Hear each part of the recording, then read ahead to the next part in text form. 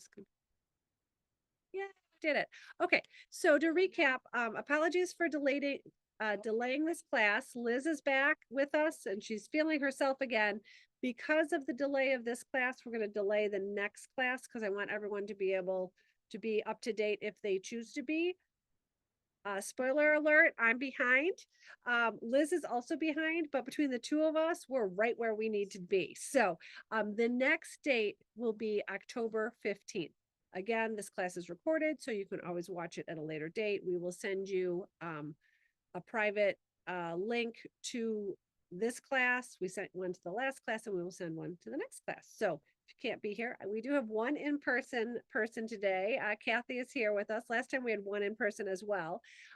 So we thank all of you for being here. So Liz is going to be teaching most of this class. She did more of this section than I did. We are going to start with a coat pocket.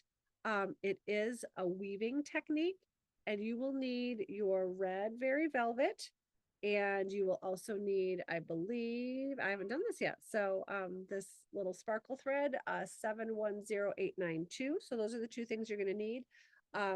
You are going to want to thread the Petite Very Velvet in your needle, but I really need Liz, the teacher. Is Liz coming back? Sorry, she got sucked into all these tech problems, but other people need to help with the tech people. Okay, so I have them pulling out their thread and they're going to thread up their Very Velvet. Is there a particular length that they should have of this? They can do a little longer than normal. Because so maybe like stitches. Yeah, That's Kathy's perfect. So probably like 20 inches or so, Yeah. a little longer than normal. Because you want one full piece to lay all these. Are they warps or wefts? I never know the difference. I don't remember. It's a weaving technique. So horizontal lines. That's where we're going with it. Liz is going to take over from here. She's the expert. Kathy, if you want to like stand over here while she's demoing. It's totally up to you, but I need your canvas because mine is already stiff. Yeah, here's the lacquer canvas. Here we go. Did you show them mine? Well, it's been up. I didn't make a point to show it, but you can. Okay. So you go. All right. So I'm gonna close up on the pocket. I have a little bit of stuffing in my pocket just because I wanted you all to be able to see it. And whether you decide to stuff it or not at the end is completely up to you. I'm on the fence right now, but I want to show you why I stuffed it. These are not in your kit this time. They will be with your bubbles and fun stuff next shipment. We're going to stick little candy canes in Santa's pocket so you can see all the beautiful work that you're going to. It's actually not a lot of work, but it's so cool.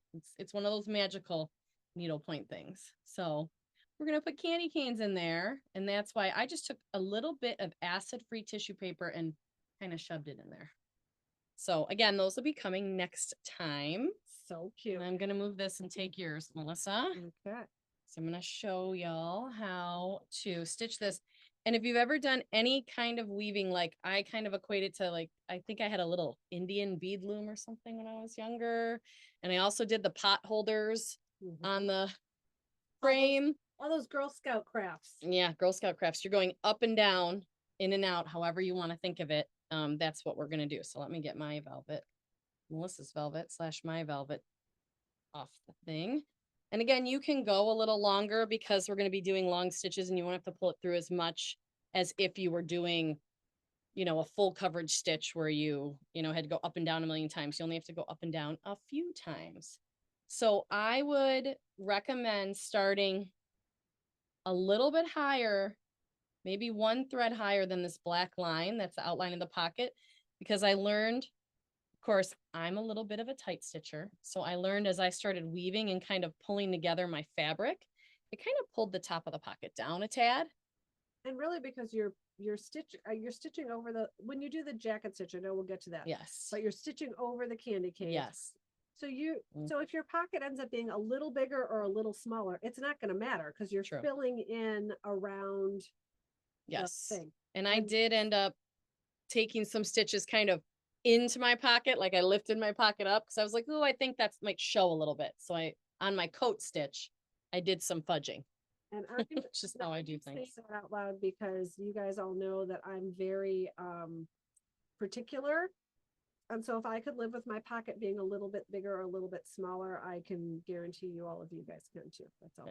And I'm going to do like a little kind of away / waist knot to start, because I know that the coat stitch is full coverage. So I'm going to leave it over here so that I can bury it later. All right, so what you're going to do is come in. I'm going to get us closer for everyone that's on Zoom, so you can see what I'm doing. I just went one thread above the black line and kind of to the left of the black line. So this part is pretty basic. The only trick to it is you're not going to go kind of back and forth. We're just going to drop down a hole. So I'm going to go in. Oh, I got to move it just a little bit. I'll move my camera too, so I can get that needle under. I'm going to go across. And again, I would say on this, don't pull really tightly. Kind of just leave it a little bit loose, because you're going to like that when you start to weave. And you're coming up in the hole directly below the one you went down in. So you don't want all that thread on the back. You just want a little Right. tiny stitch on the back, right? Okay. You got it. Sometimes feel Excuse me, see, how can can you we see get me a back? picture of what you're working on? I'm How sorry. can we get a picture of what you're working on instead of your beautiful faces? You're okay. Sorry. That's, This it says pinned though. I know. So you guys aren't seeing the giant canvas. You're seeing our face. No, Need to see our faces. Nobody wants Where that. is it now? I have to find it again. View. Gallery. I'm gonna spotlight it. See if that works. Spotlight for everyone, maybe. It let me do. Oh, that's you, Colleen. I need you to do it. Can you spotlight the canvas? You just gotta put your cursor over the little 3 dots and do spotlight for everyone. Yep. Yes. Let's see if it does it. I hope it does. Sorry, guys. Like I said, we're really good stitchers. Not necessarily. it worked. Okay. Yay.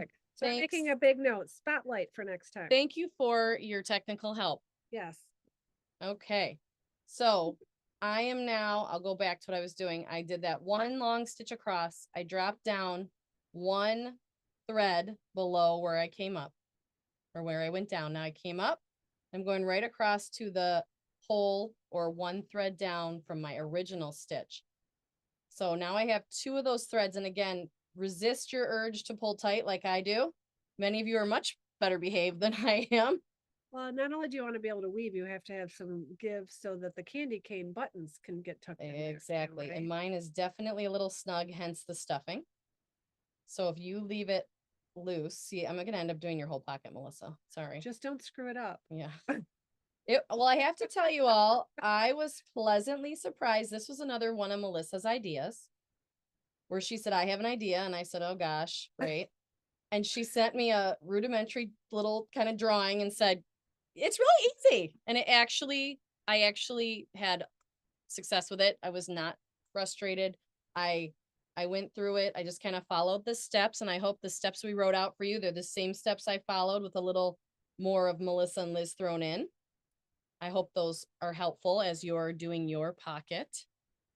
So this one, we're going to at least have to get these threads in before we do the weaving and before we can kind of move on. So if you want to take a second and kind of get these guys in, and if you only want to do a couple and kind of practice, that is okay too. But once you get weaving with the sparkle thread, which is what we're going to do the vertical pieces with, you almost want to keep going because it's really fun. So Yeah. it's up to you. And I think, honestly, this class, like, this pocket seems hard, but as Liz said, it's easier than it appears when you see the finished product. And then the beard's a little tricky. The rest of everything we're showing them today is pretty straightforward. It is. It is. So this, we'll spend the most time on the pocket and on the beard. Yes. So we've got some time. So while you guys are putting in those long threads, does anyone have any questions from the last class or any questions about these long threads? Feel Can free I to ask a question? Of course. Oh, hi, this is Kathy Navaria. I'm sorry, I was a little bit frazzled with the tech and got a late start, but I missed what you said in the beginning about just take one stitch below so you don't have all the thread in the back. I missed that. Okay, so sometimes in needlepoint they talk about stitching in the economy method. Uh-huh. That term means anything to you, but so you're doing those long stitches all the way across like Liz is stitching, and instead of she's not just going, I don't know my hands, Like a wrap. left to right, left to right. You're going left to right, drop down a hole, and then right to left, drop down. Okay, Does that make sense? I thought that was it. Thank you so much. I didn't mean to hold us up. No, you're Okay. fine. I think a number of people had tech issues. We're gonna put That's in okay, 'cause we're gonna- future, I'm gonna show the emails. back if it makes sense to everybody. Look at my back. Mm-hmm. Yeah, there's only those little stitches. I'm not wrapping it like a whip stitch. And look at something else, you guys.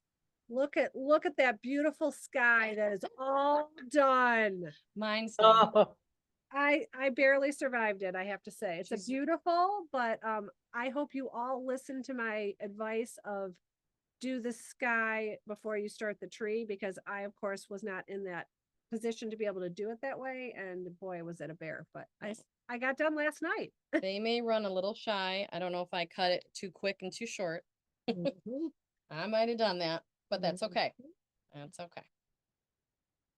It will Um, get done either way. Okay, any other questions while people are doing this part? Because I think this part's fairly straightforward.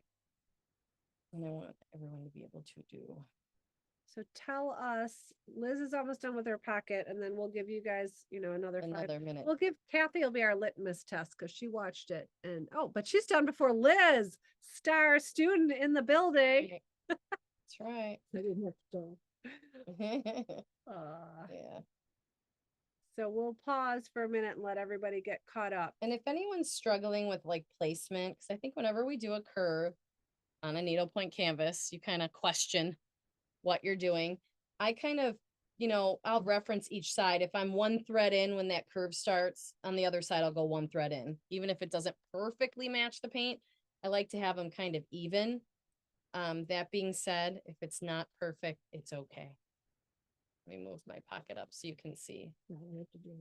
And you can now you can kind of see, Kathy, who's here in person, was just saying, oh, you can kind of see that like lime green kind of coming through. Don't worry about that, because we're going to weave it up and we're going to make a solid piece of fabric, which will be your pocket. Hey, Colleen, And I'm going to do you have your thread burying over here. watermelon house here? So Colleen saw that Colleen pulls together all these kits for us. So hand Thank God. clapping for Colleen, who gets everything out the door to you guys. She saw that we were doing this on this, and she's like, this is going to be perfect for the awnings on my watermelon house that she's stitching from Susan Roberts. Yeah, she's got a mini house. We'll show this off while we're doing it. So she's got a lot of spaghetti going on, a girl after my own heart. What did you tell me you learned? Like, did you try to do the horizontal threads in something? I tried to do it in more threads that would split, and it was really hard. I am So velvet was a really good Velvet was choice. a great choice. Would like a vineyard silk work well, in your opinion? What did you use that didn't work? So that's on 18 and it was very small. So I didn't have a whole lot of room to work with. With yours being bigger, you might be able to get away with that. Right. So it's a Yeah. little, as Liz said, yes, it was my idea. I've only done this once before years ago. Liz had never done it before. So the good news is it's not super difficult because 3 fairly newbies to this process did it successfully. The downside is we haven't tried it with a lot of different kinds of threads. yeah. So you used, Colleen, velvet and silk levee braid? Crying. Velvet and Krynic. Yeah. So It's either- can I show them Hold on. her little Yeah. awnings? So here are Colleen's little awnings, you guys. Hopefully they're in the, They are. You gotta Great. put them down on the table and it'll focus really well. okay. Yep. So those little awnings have the same technique done on them, and it was a great takeaway. So And I she's- think she stuffed a little stuffing in there too. I like putting a little stuffing. It makes them pop, gives them a little more volume, and really made them look like little tiny awnings on her little tiny watermelon yeah, house. so there's 2 over here. There's a second one. Yep. Well, there we go. I think it's focusing. So yeah, Again, that was fun to they're show. getting a whip sneak preview, because I'm going to show it on whips Yeah, eventually. Thanks, sorry, Kathy. Don't mean to crowd you. I love my coworkers' work. It's beautiful. And they manage to get things done. That's why they don't have a show called Whips. Take it. Theirs could be called Completed Projects, Finished Objects, not Liz's. I'm gonna Okay. grab my sparkle. You can open mine. because it's open. Okay, whatever you want to do. So I'll just steal some Whatever. from you later if I run out. I just There you figured go. it would make it quick. I will, if anyone hasn't finished their sky, I ended up with not a huge amount left. I know Michelle ran short, and so I opened one skein of the Belsois, that if anyone needs a length to finish their sky, just let us know. I mean, you're welcome to buy a whole nother one if you need one. But if you just need like one thread's worth, we can include that in your next shipment. So Yeah, just just let us keep know.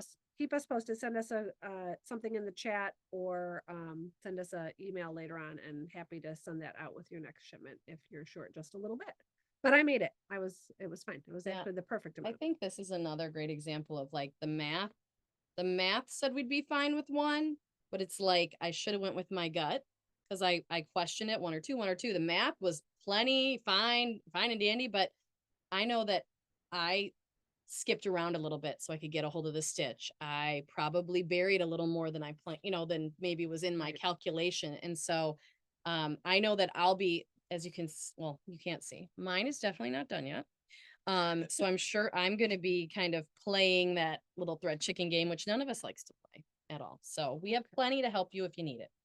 So you're threading your red sparkle, which is the Threadworks 710892. And this comes pre-cut. You guys can see that it comes pre-cut in your skein, and you're using a full length in this Okay, case, right, correct? So it comes pre-cut in your skein. So if you unloop this part, and Liz pulled out a full cut of it. I She did, didn't cut it in pull half. out a full cut because we're going to be doing this beautiful weave, and I have to remember exactly how I threaded it. And in an ideal way, you just want to use one thread. You can probably tie off at the bottom and start again. You can't tie off at the top. Yes. But having one longer thread will be helpful in this situation. Okay. I think we're ready. What, Colleen? So I'm anchor with it. Yes, that's what I did. That's what I showed that on the beginning. I have them in his coat. So the coat again will be a nice full coverage stitch that will anchor down any of these away knots that we did to start with.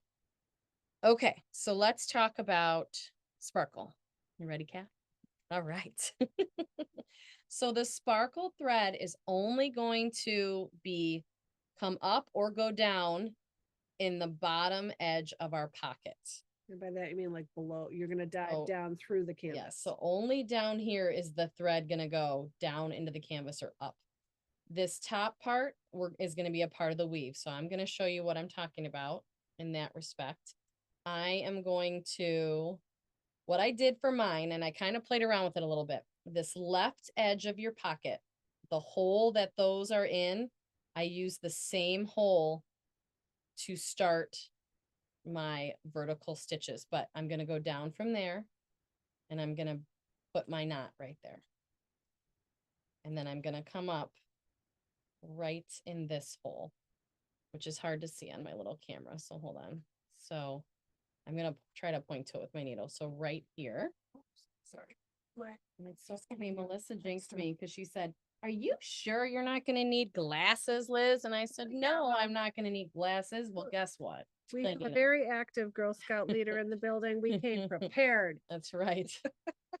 So, okay. So if you've come up, the key to this is going to be just you're going to weave. If I go over, I'm going to go over, under, over, under. So I'm going to show you what the nice thing when you start the pocket is you have a lot of room to put your needle under. As you get towards the end, when it's a little bit tight, you're going to run out. It's going to be a little more of a finesse game than it is right now.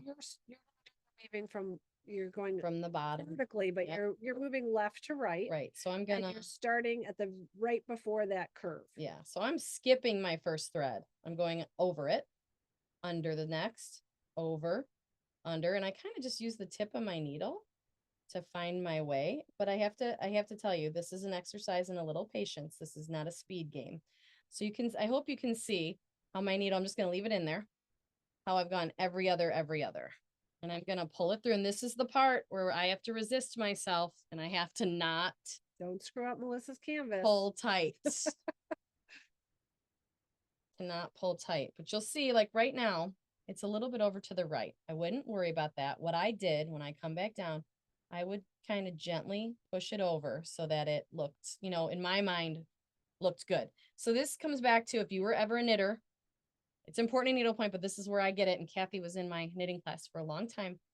You have to mind your tension and you have to kind of adjust it and play with it a little bit as you go.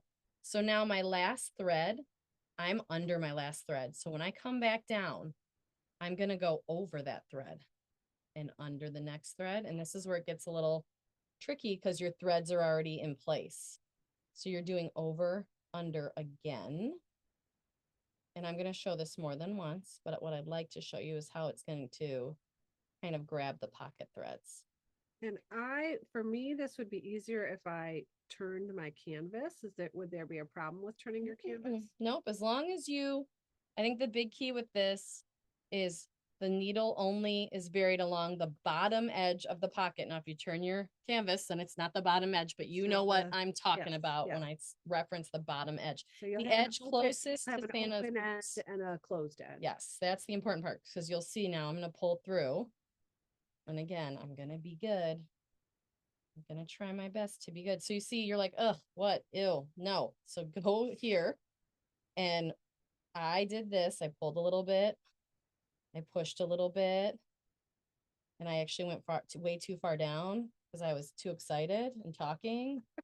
So let me Too pull many out a little questions bit. being asked. Okay, I did the full length. So on these first couple strands, you're going to be shorter than the rest of the pocket because you don't need all that. Because it's curved on the bottom. Yes. So this is another area. So you can see how when I'm pulling on it, it's pulling the top of this pocket down and I don't want that. I want it to be nice.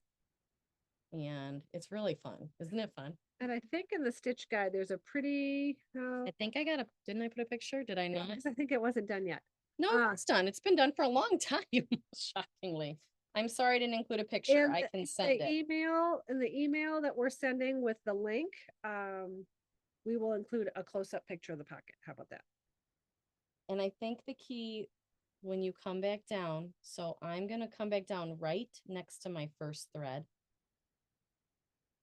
You want these to line up right in a row if you can follow the column. So the first ones you play with a little bit. Do you need some help, Kathy? So let me scooch that over. Going back through the canvas.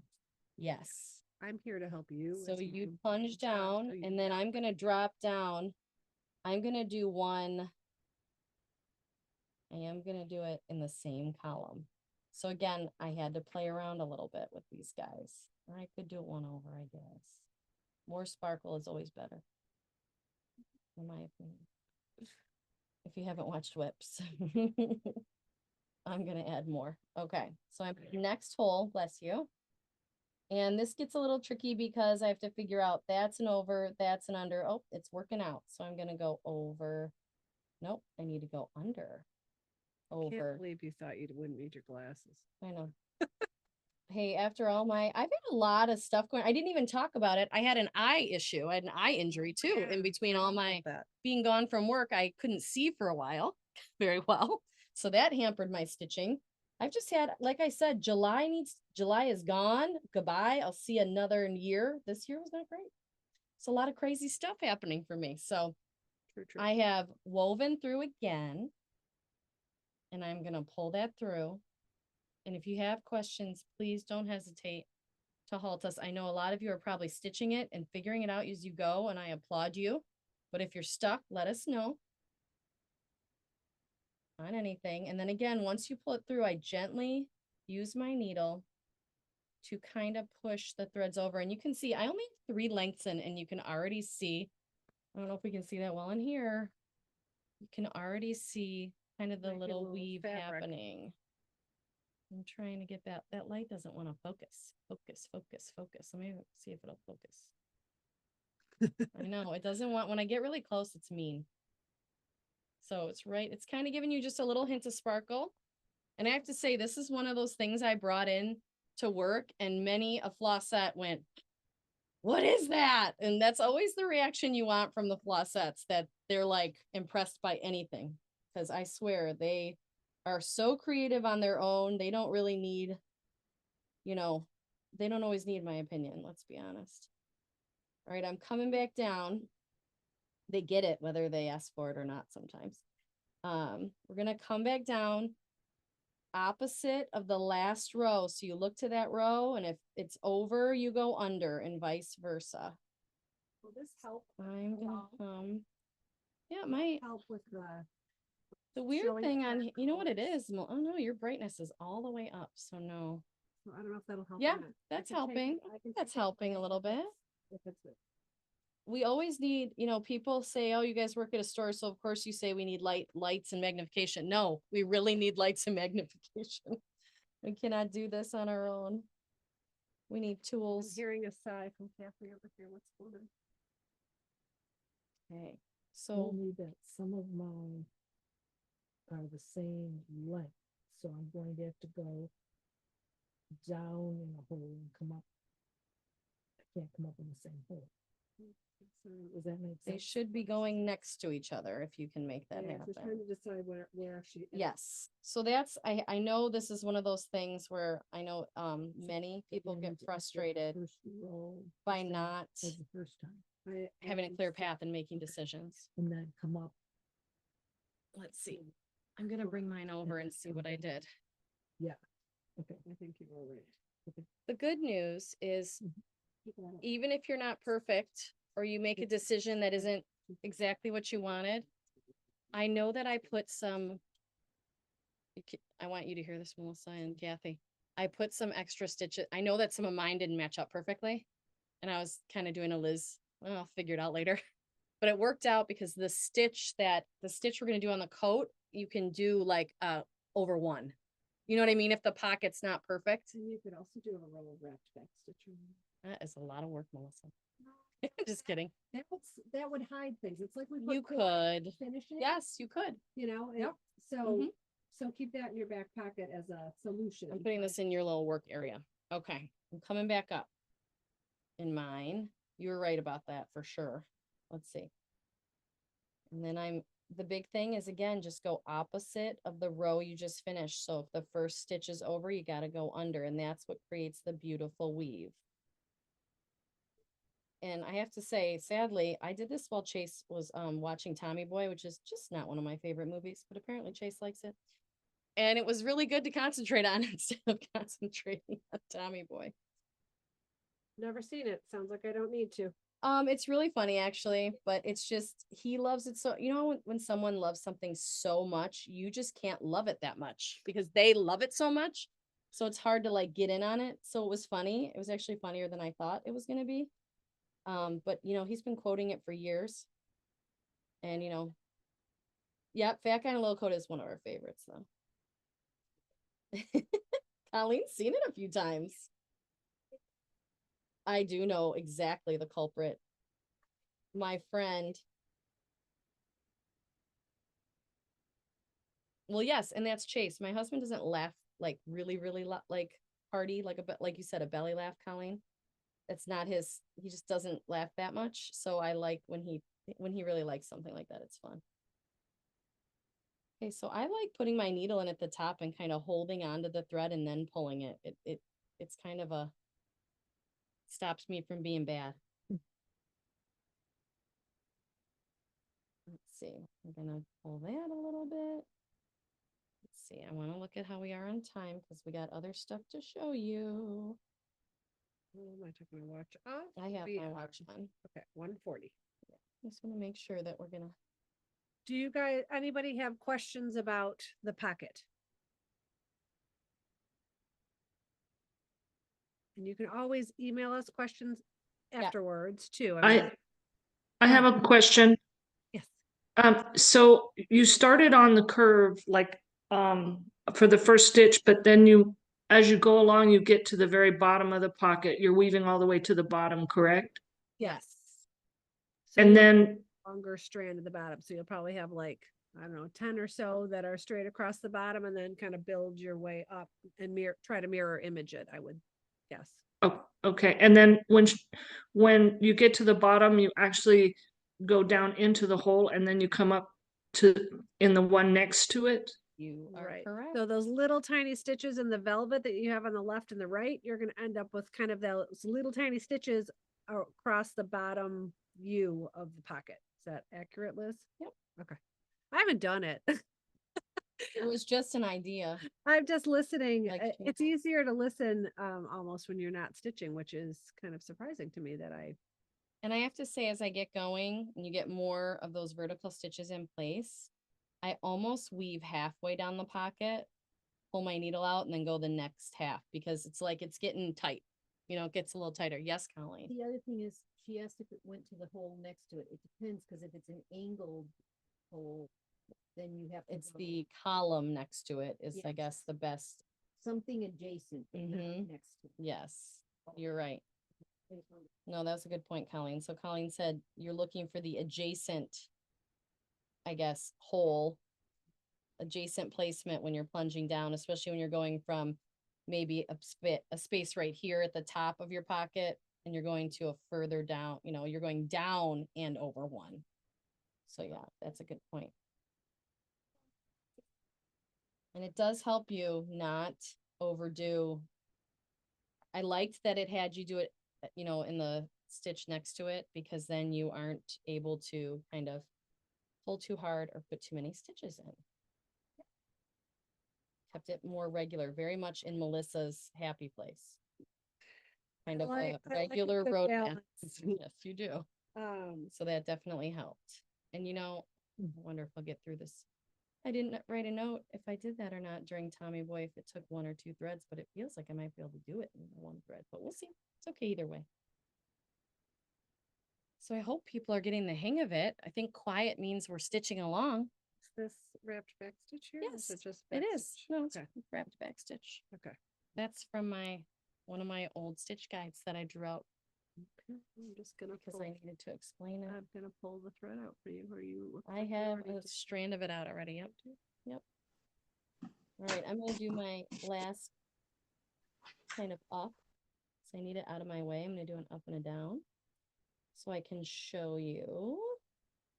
And I think many of you may have done this and many of you may not have done this next stitch called wrapped back stitch, but I always think it should be renamed to back stitch wrap because that is the order it goes in. That is how my brain works. But it is called wrapped back stitch. And we'll be using it to divide between Santa's kind of coat on his body and the coat piece on his arm.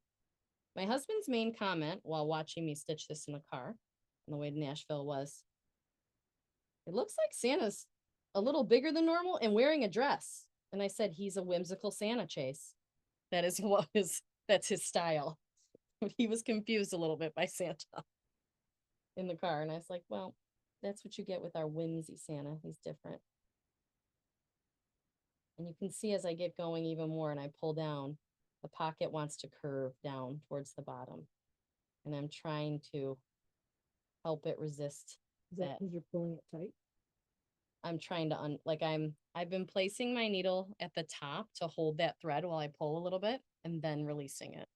But even doing that, it wants to pull, but it's looser than mine, Melissa. More important. Looser than mine is. Is there a question? Yeah. So, Oh, this is putting needle, weave over the needle. oh, you mean, and then pull it out? It's a like knitting technique, Colleen. I like it. Like when you cast on with two needles. To keep it in place. Or a skinny laying tool, but I don't know, that might be too much. Like it's a very fine line. I think many stitchers on this, I'm actually very confident in the many stitchers on this that they're not pulling as tight as I am. It's just my tension. I don't know. I don't know why I have that tension, but I do. All right, I'm parking a needle. I think we're gonna move on to the divider between Santa's arm and then the body of the coat. And what we're going to be using now, see, I think only this camera shows, so I'll show it under here. We're going to be pulling out that our Bella Lusso, which is one of mine and Colleen's favorite threads by far. It's a beautiful wool and number 902, which is burgundy, and you need 2 ply of that thread to complete the wrapped back stitch. So if you want to get that out, And if you've done Um, this before, you can keep weaving yeah. if you want. I know Yeah. Kathy's done wrapped back stitch a million thousand times, so you don't necessarily need to stop. That's just what this line is. Correct. Correct. So it's this line right here. I mean, I didn't plan this, but pink nail polish sure does work for pointing things out. So this is the line I'm gonna work on. And I just want to tell you a little bit about wrap backstitch. It's used generally, it doesn't have to be on a curved line, but when I think about it, or when I'm go right to it, it's usually a curved line that I use it on. However, you can use wrap backstitch on any line you want. It doesn't have to be curved. But what I like about it is you lay back stitches down and you can make them, they're at least over 2. Is that correct, Melissa? At least over 2, but they can be mixed and matched. Maybe some are over 2 and some are over 3 or 4, and you mix and match them so that when you go back and wrap your thread around these stitches, it's a 2-part stitch, it can pull them into a nice smooth curve. And if you want a tighter curve, you want your stitches to be smaller, Mhm. over 2. If you want a larger curve, a broader curve, you'll make your stitches a little farther apart. In this case, it's almost a straight line It's without pretty being- close. So I would you probably did mainly 2s, I would guess. I think so. I think I did 2s on mine. I know this is a stitch too, to tell you, first of all, you play around with it a little bit. And if you've never done it before, this is not a crazy curve. So I think it's a good intro. But if we were to do something on these really swirly branches, it always takes me a couple tries. It's a little trial and error because you don't know. The more you stitch it, the more you know. But if you've just started, you might need to play with it a little bit. And I usually do take a stitch out here and there. But on this one, I was pretty successful. Hopefully I can do it live on the fly for everybody. We'll see. You can. I'm confident in you. Let's see. Okay. So we are actually back stitching. So what I like to do, I'm going to bury it. I love to bury my threads this way. So I'm sorry. You can bury it any way you like. I assume Melissa taught me to do it this way, and that's why I do it that way. But I like to do it away from where I am. And then, within kind of the same block of color though, which you're safe there Right. because it's red on red. yeah, like you wouldn't want a dark burgundy thread under a white area because that might show through. So right now, because it's like a red on red, we're good. So what I'm going to do is I'm actually going to come up a couple threads above the end of the line. Cause again, we're back stitching. So that means you come up and you're kind of, Oop, you I should, thought I you put should do knot a in there. bigger knot, Liz. No, there's a knot in there, but guess what I did? Hold it tight. And you come up and then you're going to go right to the end of that line. And that's, I think I went over 2 threads, and then I'm going to go behind that stitch or above that stitch, however you like to look at it. And I'm going over about 2 threads again. Now they're not perfect, and don't worry about this line being perfect, because what we're going to do is end up wrapping it and it's going to curve for us, which is kind of needlepoint magic. When you go down, you're always sharing holes. Yes. So you go a couple threads beyond that last stitch, and then I'm coming back down in that last part of the stitch.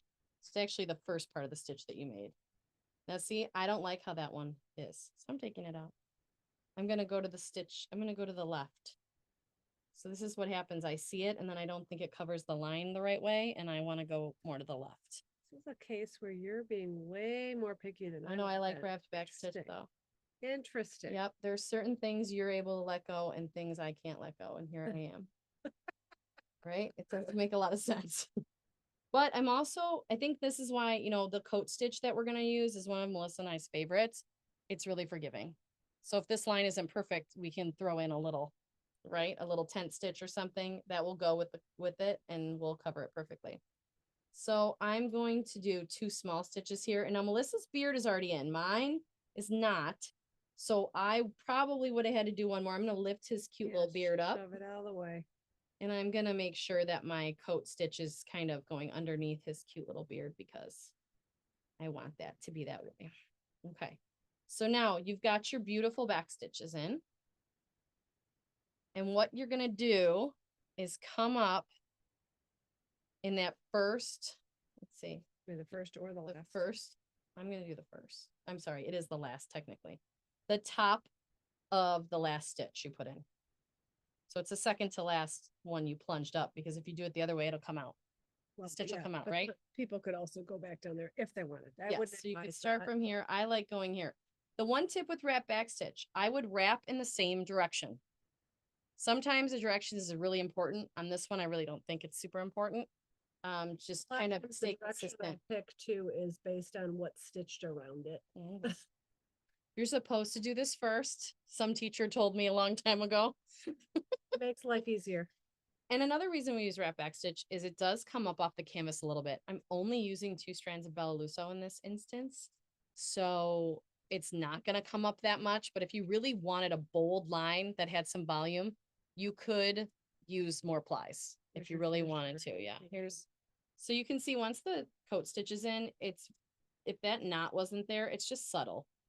So it doesn't actually come up above because I just chose to use very velvet or petite very velvet. So if I would have had a, if I would have used more ply on this or a, lighter thread here, it would pop up a little more. So I like to use it in areas where I want some volume, like a divide.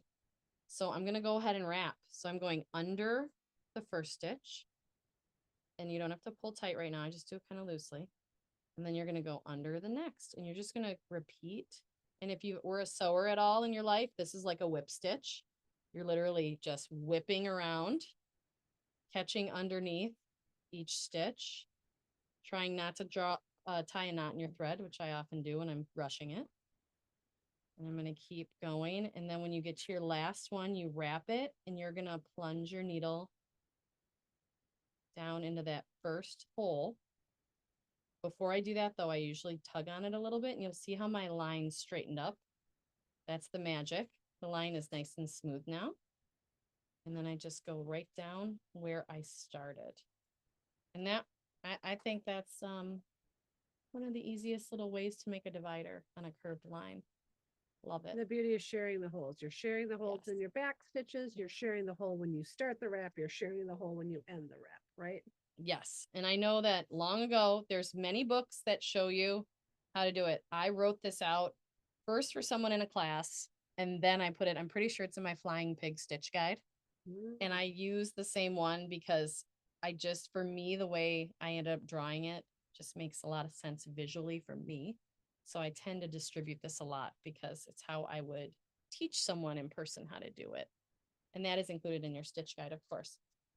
And then when you're done, you can flip your canvas, and I generally will bury it the same way. I will just whip back the other way, whip stitch back. Because I think that's a pretty good hold. Especially because it's a wool thread. They Yeah. Grab each other. It's not like a neon rays or something. Yeah, It's grabby. But if you're ever worried, another thing I've done before is I'll come back up. I'll pull a thread across here because again, I know I'm doing a full coverage stitch for extra, bury, but I don't think I need to on this one. But Melissa knows me, I overbury threads. And I think it's because I knitting. watch knitting, and I watch our finishers. They're always so conscious of threads popping through. And so I'm always like, I don't want my threads to pop through. So I kind of overbury because I don't want to have that problem. So, okay. Any questions on that? This needle's We're free. good. I bet most of you have probably done that before. It's a required stitch to have in your repertoire, I think. My goodness, I feel like people are gonna be sick of my voice after a while. I know, sorry. I'm a half an hour. Melissa's 2 hours. You don't want me for longer than that. But you did most of this guy. I'm not sure how we divided and conquered all this and you ended up with most of it. But Because you actually came up with the pocket. I just did it, but that was your idea. Then I basically was a bossy bee and said, I want to do the coat because I know what, you were excited about. and then that incorporated all of the coat. So that kind of, it's a lot of Santa. Yeah, we had a group think though on Yeah. a lot of on almost all of this canvas. Everything Yeah. we've done has been Liz and I collaborating. Yeah, we've done it all together. It's just a matter of executing it. We're doing that separately, but we're getting there. We are getting there. So, okay. The coat stitch, like I mentioned before, is one of my favorite stitches. I know Melissa showed me a variation of this on one of the first ornaments I ever stitched, but it's a great stitch for Santa's coat. Any Santa's coat, really. That being said, if you are a whip swatcher, it is very similar, not exactly the same as the background on the boozy sea creatures. My octopus. Wait, what's the first one? No, the crab. It's the background on the crab. Close. It's very, very similar. And I feel like this without the exterior stitches without this part is very similar to, think way back to your Frida. Frida is similar, but she's Has a similar feel to it. it does have a similar feel to it. I mean, basically, if it's a sparkle and a regular thread, I mean, What I'm more gonna can do you it. ask for? I'm gonna do it. So this is a composite stitch, and all that means is more. I feel like that just means more than one thread, more than one stitch, really. 2 parts to go together into parts. one. So we're gonna use our Very Velvet, which you already pulled out in your pocket, and that same Threadworks that you had out for your pocket. So the Threadworks I added second. I didn't work them necessarily at the same time. I generally work this stitch in a few rows, and then I go back and I put in some of the sparkle just because I need it as I go. But many people work this stitch. They'll do the whole velvet section, which I'm going to show you first before they put in the little sparkle doodads. So Where you, where am I going to start? yeah, I have a suggestion if it's not the same, but you go ahead. Where are you gonna start? So what I did on mine was I started right here, snugged up to the pocket, because I work it in lines, which is not how the numbering is. So, but I think for the purpose of the class, what do you Mm-hmm. think about people starting it in the hat? Because then it's away from everything else. Okay. But then when they get to the jacket, start down there, but then they'll have the stitch in their head already. That's the only thing I was. Oh yeah, to get a hold of it. Well, I think for me, on the same note, I'm like, this is bigger. So that's why I was going to do it down there first, Okay. but it doesn't matter. It's a good point. Well, I'll tell you why I'm giving you the hat look.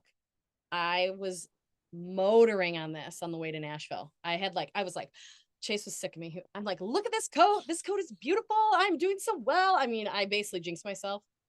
I had this whole bottom half of his coat done. I went to do the hat, thought I was like done, and I screwed up like the longest run of the hat. And it was just one of those things where, I was just not paying attention enough that I screwed it up. So me and the hat are, Okay. we have a relationship now. It's Except not that good. most of us haven't finished the pocket yet. Right. And that's okay. And that's why we should do the hat right now. Because Not the there's pocket, yeah. spaghetti in the way and stuff. So I'm going to move my canvas down a little bit because we don't want, you're right, Kath. That's a good point, Kathy. Kathy and I, OCD people, have to rein you in occasionally. Not how I operate, as we know. I'll figure it out. Okay. These are basically combinations of diagonal mosaic stitches, right? Yes, they are. And the way I kind of work it is I know there's 3 single stitches and 2 over 2 stitches. But what I would do in this case is I would just pick a spot to start it. And I'm starting as the diagram is numbered. So I'm going to start where it says 1, 2. And I'm just going to do a quick tent stitch. And then I'm going to do the over 2 stitch. And this stitch did work out really well because I feel like, it just matched up really nicely. I didn't have any weird areas that I felt like It's hard to compensate. did a compensation and I didn't like it. It was pretty workable. And that's probably why I like this stitch so much. It doesn't require a lot of pre-planning on my part, which I don't like to do, as Melissa knows. I like to just go for it. And we are going to ignore this pattern. So these cute little gold dots are going to get ignored because we're going to add that beautiful red sparkle. So you're starting somewhere in the middle and then going a whole long strip. Yeah, I'm going to do it according to the diagram. I'm going to do it. Do you want me to do it not in the strips? I'm going to show you how I did it. There's 2 ways to do Yes. this, and I do it in circles. You and can do it. Yeah, Melissa does it like as a unit, which totally makes sense. And I have stitched it that way before. You can do here, here, here, here, and then they all match up. I think it's when I was doing a big background of it. I realized for me, I could go stripes. all the way across. Then I could come back this way and match them up. That being said, I think that was my downfall on the hat. was I was doing long strips, The downfall in your hat was stitching in the car. stitching in the car. Stitching On 18 match. Melissa always tells a me that I decorative should stitch. not be doing that, but I am not a rule follower, as we all know, and so I did anyway. It's all right. I still had enough velvet to finish the job. I didn't run out. I didn't have any needle point emergencies in Nashville by the Grand Ole Opry. But there's a fantastic store in Nashville. So if you ever I had a know. needlepoint emergency, Nashville Needleworks is the place to have a needlepoint emergency. So I'm gonna do it Melissa's way first. What I love too is a lot of these stitches match up. So right here, I can go around the circle and do the single stitches match up. And then the over twos match up. You And know, then I stitch before. Finish that section. Thank you. I think I feel like Kathy I has. feel like I would have taught you this before. While you're talking about that, I know one of the questions too is how to handle the gold buttons. So we are in the next kit, you will be getting some gold embellishments to add on as buttons. Or did we decide on putting 3 because they're smaller? So we're There's putting gonna be 3, and I thought I had them out. Oh, So stitch over the candy canes and stitch over the gold buttons. I'm not sure if Liz wrote that in the guide, I think I but did. I haven't read it. Although you so sorry. printed a guide that was not done and thought I did a terrible job. I was like, I know she hasn't been. So these beautiful little golds, they look like little sunbursts to me. I don't know. They look like beautiful vintage buttons to me. So I was excited. These were like the perfect fit for me. So when we get to that, the last session is going to be all about embellishment and some stitching, but a lot of embellishment. We're going to put 3 little buttons there. So these little buttons are going to go boop, boop, boop, and it's going to be up to you where they go. So if you want to, I mean, I don't think it would help to take a picture of what's under there because there's 2 giant buttons. We're just going to place 3 buttons, and we will give you lots of tips going forward on where and how to put those in. So I have 2 sections of my kind of a mosaic flower, if you will, done, but I'm going to keep on going. I got to remember how to do this though. That's the hard part, right? Okay. And they do share holes, which is nice. So I'm doing it Melissa's way around the circle, which is a great way to make sure everything matches up before you move on. So I am going to run into a little compensation here, but like I said, it's a nice. Well, the beauty of the stitches, any Yeah. compensation is the over 2 becomes an over 1. So it's Exactly. not, you don't have a lot of high math to think through. Right. And then I know that this stitch over 2 matches this stitch over 2. So that makes my life easy. And over 1. I think. I hope I didn't do this wrong on camera. But I could have. Just make you a real stitcher.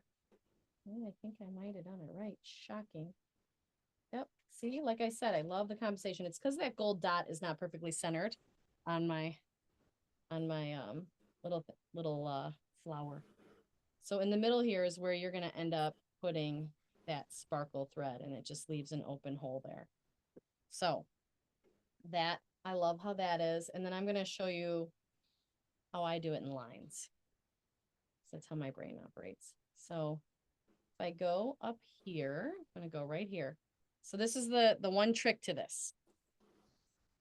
If you decide to do it in lines like I did, you're going to go, I do 3 small stitches. So small stitch, big stitch, small stitch, big stitch, small stitch. Once you get to the 3rd one, you hop over. You got to skip over an actual hole to the next thread and start your small stitches again. That's where I had my little boo-boo once or twice. But I think Melissa knows that I like to, Lisa is the only person faster, I would say.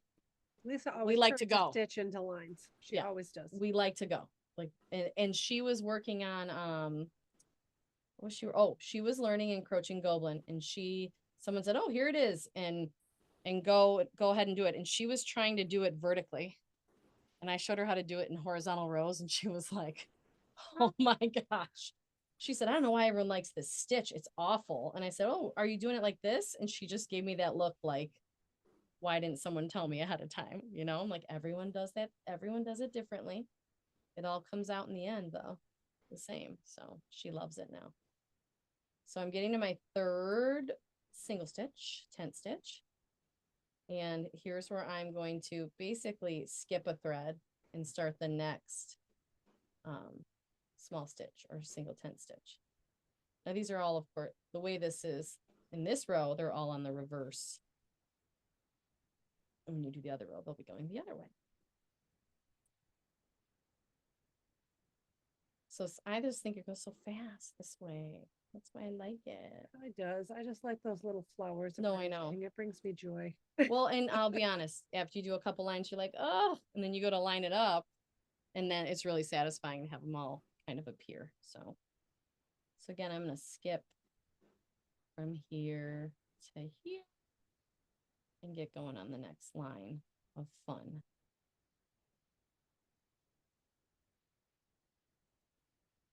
And then I gotta get rid of this knot, but I love to have it all buried, so it's my favorite. Okay, I'm gonna nip that one off. So in the middle of the circle, there should be like a Yeah. 4x4 or a 2x2 intersection. Right, so we can do a Smirnoff cross. Yeah. You might want to just show that in the I will. margin, maybe. I can do that. Okay, I'm just gonna pull this up for Melissa so she doesn't have too much spaghetti going on her canvas, and I do have an empty needle. That's good. This. Yeah. I think so. Yeah, I don't think, other than when they get down to the jacket, I think Liz made a good point about how having a line of it line up along the pocket makes sense, but I Mhm. think on the hat, you can start almost anywhere. Yes. There's, I agree. it's easy to compensate and there's no real like pattern that you want to make sure fits. I totally agree. Okay. Oh, is Kirsty still here? Just thought of that. I did a lot of pin stitches. You're gonna have to, I always forget the pin stitch and I used it a lot in the next section that I'll show you. Okay. So let me show you really quickly smeared across. Now, you can do it in the same order every single time you stitch it if you would like, or you can do it in any order you like in this instance, because this thread is so beautifully variegated with the different sparkles. I don't believe visually it looks different when you stitch it in a different order. But Are you talking about left?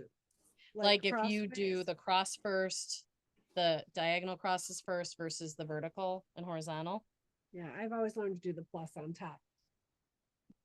I usually do it that way. I just don't think it's make or break. I know. So for holding it down, for holding it down. Does it the other way. Well, the way it's numbered in the diagram is I'll say the approved version. That is the way most people do it. I'm just saying, as you go through what I noticed for me, you would go through the bigger pattern areas and you'd almost be like, oh, do I have to start over there? Because, I'm always like, I kind of shockingly conserve thread. So like if it's easier for me to start on a different diagonal, I'll do it because I'm always trying to. Well, the left to right and the right to left doesn't matter because it's being covered up by the plus.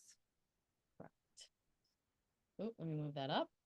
So this is a little stitch. So hold on, I got to do it the right way. So usually you do the bottom left corner. Yep. And it's over two to the upper right, and then you drop down 2 threads and do the other part of the X. It looks really big, but it's not. It just tucks in there so nicely, but it looks big. Then you go down to that center part to do your vertical part of your cross, and then you go over to the right to do the horizontal part of the cross. And I think that is a good point, and Heidi generally is full of good points. That tacks it all down, kind of wraps it up. No, Nice. she does it too, and how I learned, she does it backwards. She does her plus sign and then her cross. Really? And I do it this way. that's because I taught you. So, but that's the traditional way of doing Okay, it. so it's numbered on your diagram, but as always, you're free. Yeah. to do what makes you happy. I know. Okay, So I think so we should we've got to talk move on to the through. beard, or do you want to talk through the trim and stuff? Let's talk through Yes. the trim and give people a little mind break. And Yes. then we're gonna start on the Right, so beard. let me switch up. Can I have my guy back? because I don't think you need to see me do this, but you can tell me if I'm I crazy. think we talked through some stuff because I want to spend some time Yeah. on the beard. Mhm. And then if there's we leftover go time, back. we'll go back. Okay. So this, because we did so many crazy fun things, I said to Melissa, I got to figure out a way to give us a break because I am all about getting it done, finishing the project. So I was pleasantly surprised. For to tell everyone about my finishing idea. We'll talk about that when I do okay. the beard. Yes, we need to. Pleasantly surprised. First of all, I love this silk lame. It's a beautiful limey green, but it's one of those that is a little more matte than the others. It doesn't have as much, level of sparkle, but I love that next to all this other stuff we have going on. It's a great texture change. And the only trick with this for what we did this trim here, this trim around here, and then I didn't finish this yet, but this little bit. The only trick with this is decide the direction you want it to go. I chose to run it this way on his hat, kind of the direction that his hat is pointing. I did a similar thing here, but you can see as I get around the curve, I had to kind of angle it a little bit. Now, this was something I had to play with here and there, but for the most part, it was not too challenging to figure out which angle. And again, I put a stitch in. If I didn't like how it looked, I just pulled that one long stitch back and kept on going. This was probably the more challenging part because it went really beautifully. This way I ended up doing that on this point. And then you can see, I'm just trying to show you visually with this thread, how I ended up turning it. It's just a decision. So there's some shared Yeah. holes along. There's some shared holes. Some are doubled up, maybe at the top and not the bottom. It's just as I went and I made it look the way I wanted. I didn't really make it strict.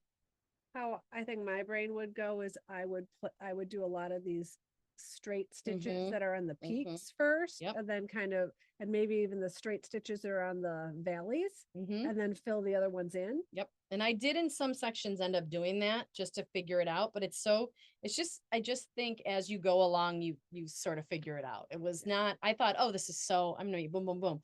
I had to do a little bit of playing, but it wasn't too terrible. And then of course the same green gets used on his little, what I call his tights, even though there's probably stockings. I used the same green in there and just tent stitched the lime green portions. So that was not too bad. Did we end up with white blanc? So you had pearl. So the next thing I'm going to talk about is his brim, which is also satin stitched. And I think we gave you some pearl cotton, either light gray or white. I think like gray. Most are gray. The color was not critical because it's going to be covered up. So what I ended up doing is I like to run the padding opposite of where I'm going to stitch. It doesn't have to be perfect. It doesn't have to be perpendicular exactly. It just needs to be opposite direction. Let's back up for a minute Yes. in case no one's done padding before. Right. So padding will be you're adding kind of some thread that is of larger volume and honestly sometimes of low value to you. A lot of times I'll dig padding threads out of my stash. Velvet makes great padding. DMC, if you have DMC 3 that no one would ever stitch with, honestly, these days, because it's so lofty. They make for great padding stitches. And the purpose of the padding is to be a layer underneath the stitches that are going to show to give them some dimension. Yep. So- Pump it up. So I wanted his hat to be super, super, super fuzzy. That was my goal. Super fuzzy and fun. So the first step is to take that DMC that we sent you, number 5, and run long stitches. Now, the only tragedy, I probably should have just stitched half of his hat so you could see. It wasn't pretty under there. Mm-mm. Like I did it very lovely in one layer, and then I decided it wasn't thick enough. So I added probably more long stitches along the center because I really wanted it to puff up. So And you want those stitches to start just a Yes. little bit inside of the painted line. right inside the border. So if you were doing it down here, you'd really want it to start, a stitch or two inside. And then when you get into here, again, at least leave yourself room to stitch the fuzzy stuff over because that is a challenge if you fill it too much. And your padding stitches down here, won't they go from like here to here? Yep. And then Yes, you'll have another piece by section piece. here to there and another section there to there. Cause Yeah. you really have to do straight lines and they'll meet up in the middle, but Yep. remember, no one's gonna see it. And that's what I did here. I think I had like a few here and a few here. And I'll do the same here, a couple here. Same thing here, here. and- Yes, you're Yep. doing it all here. Four different spots. Yep. The two cuffs, the bottom of the coat and the hat cuff.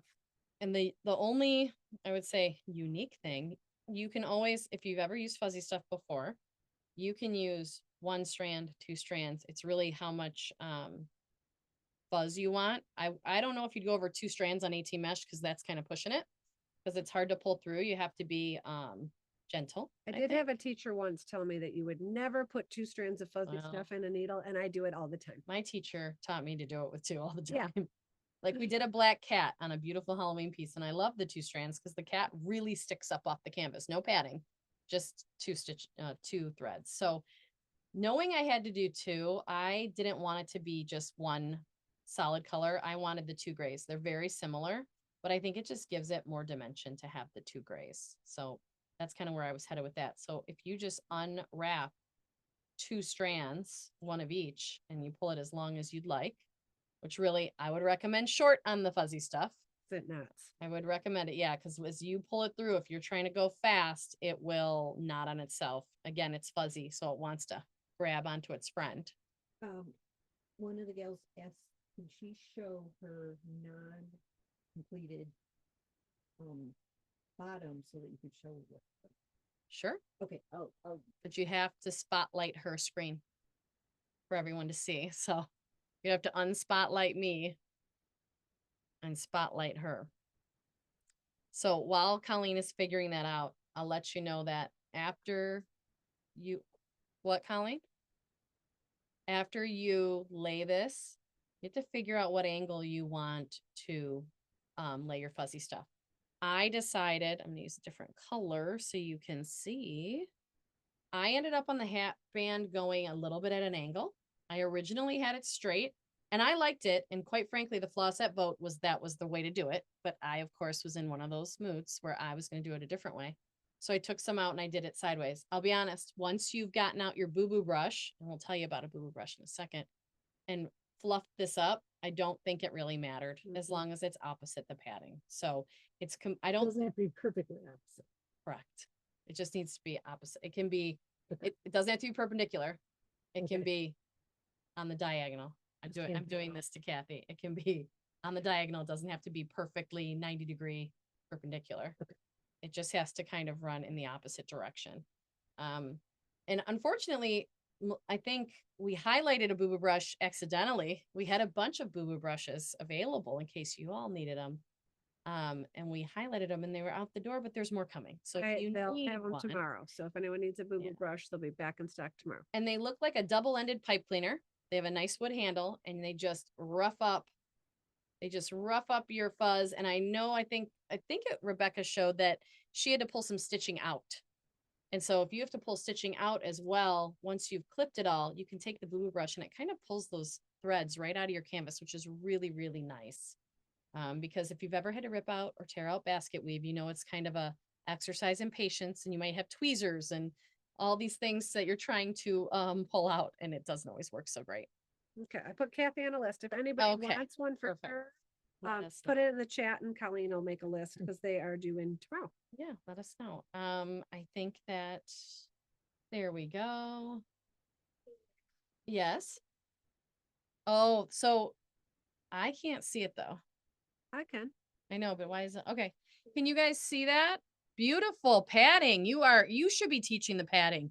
That padding is gorgeous. Good job. Yeah.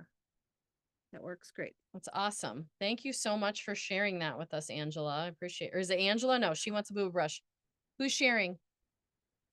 Nola girl? Oh, that's Alice. Yeah, Alice. Thank you so much, Alice. Appreciate it. Yeah, so that's a great example of the padding. Yeah. Okay, can you change the spotlighting back before Alice is like, wow, this is a lot of me. Get a minute of wool in the floss. Yay. Thank you, Colleen. Okay, so you want to skip that and go to your, So your nose, you're just going to tent stitch or basket weave, whichever version of tent stitch you want to use. Easy peasy, that's done. and there's, yep, this. The mittens, stockings, and the boots, We already talked about the stockings are 2 different the greens. 2 different greens, just tent stitch again, that and the and the green, More emerald green. is it silk lame braid? Yes, yeah. Oh, I did have it. There There we you go. go. So it's Works. these two. I do not have the velvet because like many of you, I'm sure there's some black petite fairy velvet at my home. So I'm going to go in my stash and find it, hopefully, to do his little boots. So those are all just boots and stockings are tent stitched. Yeah.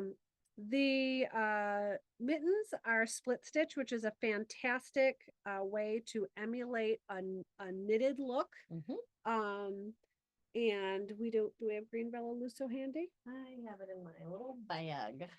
So you're just gonna basically do an over 2 stitch in rows. Liz could probably do that super fast. I can. I just got to get So I think 2 that's it for the strands. beard. And excuse me, I always find split stitch works fantastically either vertically or horizontally or on the diagonal. And I like to do it in a wool because again, you most of the time when I'm using split stitch, I am using it to emulate knitting. So therefore a wool thread works well. So if you're Yeah, on we've a done- larger mesh, you might use Planet Earth wool. But on 18, I think Bella Lusso is totally the answer. I've also done it with Vineyard Silk, Pepper Pot. There's other choices, but wool's usually my go-to when I'm doing split stitch. And I'm going to do it in the margin because here's the glove, but I think you'll be able to see it better on the white. So that's the Yeah, only reason I'm going I agree. to She show just it. doesn't want to So do any more stitching for me. that's right. No cheating. Although that's your Um, canvas now, never I mind. know. 1, 2. So I just go over 2. And what I like to do, what I did on this mitten was I just hopped over. Like a diagonal row. Oh, I know what I did. I'm sorry. I take it back. I dropped down. My bad. I just dropped down to the next one and I made, a few stitches match up. This is how my brain works with split stitch. I'm actually doing it very regular. You should be proud of me. I'm doing it in a very regular pattern. And I just keep dropping down and I like to lay a row first. That's how my brain works. I lay a row. Now the mittens are facing in opposite directions. This mitten is, kind of diagonal. This mitten over here is, you could do it on the horizontal. It's up Mhm. to you guys. I think it would also look great if you did exactly like this one. I haven't done it yet for that reason. And in this case, that row, you would start at the top because you want to go Yes. into those stitches and split Yes. them. So now let's pretend I'm in my mitten land, which I'm not. I would come back and you basically go from where you can see the bottom of the stitch. I just go 1 thread on that diagonal and come up because you're going to do 1. And when I first started doing this, I always had to count, but I used my needle to count. I did it by feel. So I did over 1, over 2, and I just plunge it right down and it should split the stitch. That being said, it does not have to be perfect. But Then I'm- because you're using 2 strands, it's really It's really easy for it easy. to just fall right into the middle of that. So then I come up a hole above and I do it again. 1, 2. And I think as you get going, your muscle memory kicks in and you find that second thread very easily. 1, 2. And it just creates the most beautiful stitch. And it's a little bit easier than, I know sometimes people think Kalem is a dirty word. I happen to love it, but I know that the Kalem stitch or the knit stitch on the diagonal sometimes is a swear inducing stitch. Well, diagonal knitting is a fabulous stitch, but it's up 1 over 2 for a while, and then you have to go the opposite way, and it's over 1 up 2. So your brain gets used to going one direction, and then it has a hard time turning around going the other direction. Yeah. The solution to that is to turn your canvas a quarter turn. Yeah. But that's whole nother conversation. But that diagonal knitting is sometimes swear inducing in real life classes. This is gives you the same look with a less frustrating experience, I Yes. think, for the average Journey. stitcher. So you can see, 2 strands. yes, yes, it does. Easy. So you can see how it just creates enough texture to make it look like a knitted piece, which is great. All right. You get to get out of the hot seat. Hey, you get to listen to Melissa for a little while. Well, I've added some just did it over hopefully there. useful information. It looks a lot tighter over here, I think, just because it has the green background, which is interesting, but I think I made you spaghetti too, Melissa. I'm That's so all right. You can sorry leave to that tell there, you. so I'm gonna But work look on at, that. do you see this? That's your canvas. I don't care. Aren't you doing the beard on this canvas? I am. So I don't think you want, I'm setting up Melissa's canvas for her and she'll be grateful later, but not right now. I'll put this under here for a minute. Okay, so let me move mine. Yeah, we'll just chase each other around the Goodness table. Sorry. gracious. Okay, so sorry, we're kind of rushing this part because I think the You need more pocket time on it. and the beard are really the only truly challenging parts of this class. So I want to spend some time on that. And then we can back up to questions about whatever, but I really wanted to get through the beard. So I played with a lot of things with this beard. I did I tried a lot of different things. I can't even remember exactly what I tried. My biggest quandary, and the first thing that you'll probably notice, is the artist, Ashley Dillon Davis, who is very talented, drew in a mustache. So I tried a number of different things to differentiate the beard from the mustache.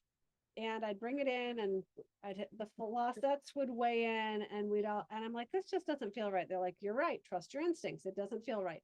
So in the end, I also pulled up a bunch of pictures of people with mustaches on the internet to say, on a side profile, do you really see the mustache? It kind of blends all in. So in the end, I decided for my sake, and you are welcome to give whatever the old college try, to do the mustache separately. It just didn't work for me.